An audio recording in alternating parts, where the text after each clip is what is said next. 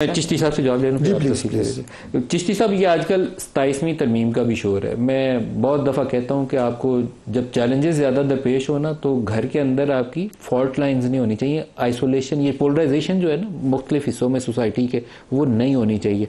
हम इंडिया वाली इस जो छोटी सी जंग थी, उसके बाद पाकिस्तान की फतह, अल्लाह ताला ने कुछ 6 जहाज़ गिराए, उसमें भी दुनिया में कामयाब किया। लेकिन एक और फतह ये थी कि आपके 25 करोड़ लोग दोबारा जुड़ गए थे आपस में, वो 2-3 साल पीछे चले गए थे। अब हमें क्या ज़रूरत नहीं थी कि हम जुड़े रहें, या उसको दोबारा तोड़ना ज़रूरी है कि नहीं, पहले दोबारा उधर ही जाओ, फिर देखते हैं कैसे आगे चलना।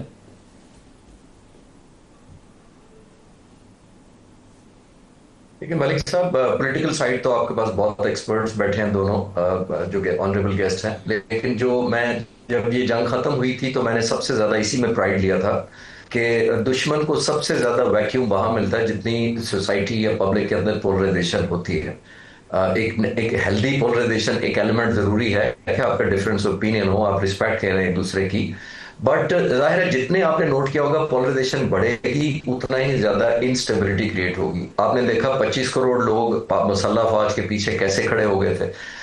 मैं ये मानना मेरा मानना ये है कि मुसल्लह अफवाज जो होती हैं वो बुनियादी तौर पर एक टूल होती हैं, वेपन होती हैं कौम के हाथ में। जिस्म जो है वो कौम होती है और हम एक वेपन होते हैं उस हाथ में।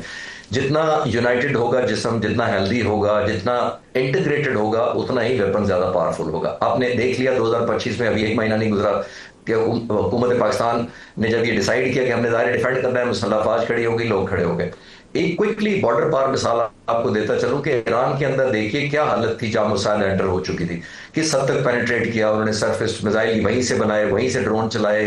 पहले दिन 19 या 16 या 8 जितने भी, at the end of the day 19 जो न्यूक्लियर साइंटिस्ट मारे गए, लीडरशिप मारी गई। कैसे मारी गई थी? क्योंकि पोलराइजेशन इस हद तक थी कि लोग विद इन ईरानी भी समझते थे कि ये एक शायद कॉज है। तो किसी भी मुल्क के लिए ये बड़ा खतरनाक है कि एक हद से ज्यादा पोलराइजेशन। डेफिनेटली जितनी यूनिटी होगी with respectful difference of opinion, उतनी ही मुल्क के लिए, स्ट्रेंथ के लिए अच्छी होगी। आप तजवीज़ क्या करते हैं खालिद चिश्ती साहब? आप काफ़ी तजर्बाकार आदमी हैं, आपने सारी दुनिया भी देखी है। ईरानियन वॉर की आपने बहुत अच्छी मिसाल दी। वहाँ न्यूक्लियर साइंटिस्ट की गाड़ियों, 5 ऐसे न्यूक्लियर साइंटिस्ट हैं जिनकी गाड़ियों के नीचे बम लगाया गया उनको मारने के लिए।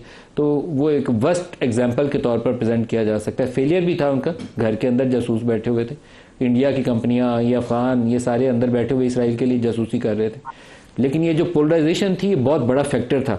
तो हमें क्या करना चाहिए कि ये पोलराइजेशन ना बढ़े, हम इसको समेट लें, जुड़े रहें वैसे ही जैसे अभी इंडिया वाले ये 6-7 मई के बाद पूरी कौम इकट्ठी खड़ी हो गई थी, वैसे ही खड़े रहें।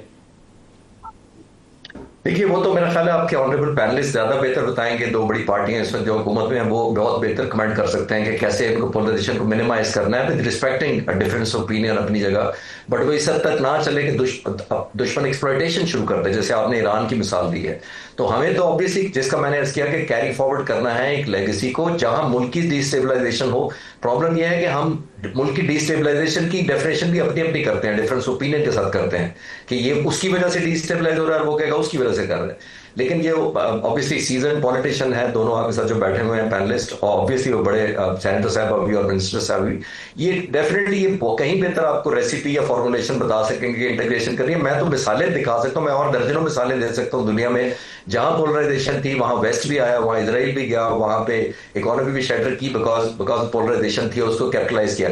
और जब ये जंग बंद हुई थी तो मैंने बहुत खुशी का इजहार, मैं दोबारा कह रहा हूँ कि बड़ा खुशी का इजहार किया कि कौम बड़ी यूनाइट हो गई है। आपने नोट किया होगा ड्रोन आ रहे थे तो बजाय लोग ब्लेम करने के कि किसकी गलती से आ रहे हैं मुल्क में, कहाँ गिरेंगे, लोगों ने उठा के सेल्फियां बनानी शुरू कर दी और सोशल मीडिया एक्टिवेट कर दिया। लोग भूल गए कि हम एक दूसरे के खिलाफ भी होते थे।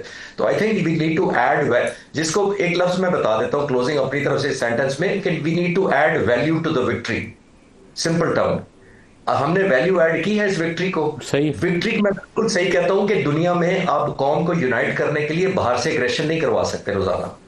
हमें हमें देखना पड़ेगा कि हमें ऐड की है विक्ट्री, विक्ट्री के अंदर हमने वैल्यू ऐड की है। वैल्यू हर एक का रोल होगा, अपोजिशन का भी होगा, गवर्नमेंट का भी होगा, ब्यूरोक्रेसी का भी होगा, सबको होगा। हैव वी एडेड दैट, या एक महीने में डिसिपेट हो रही है जिसकी तरफ आप इशारा कर रहे हैं?